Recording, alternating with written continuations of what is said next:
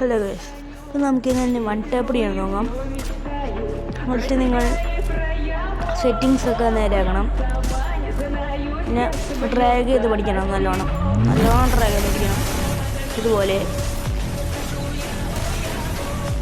പിന്നെ ട്രെയിനിങ് ഗ്രൗണ്ടിൽ പോയി നോക്കിയാൽ മതി.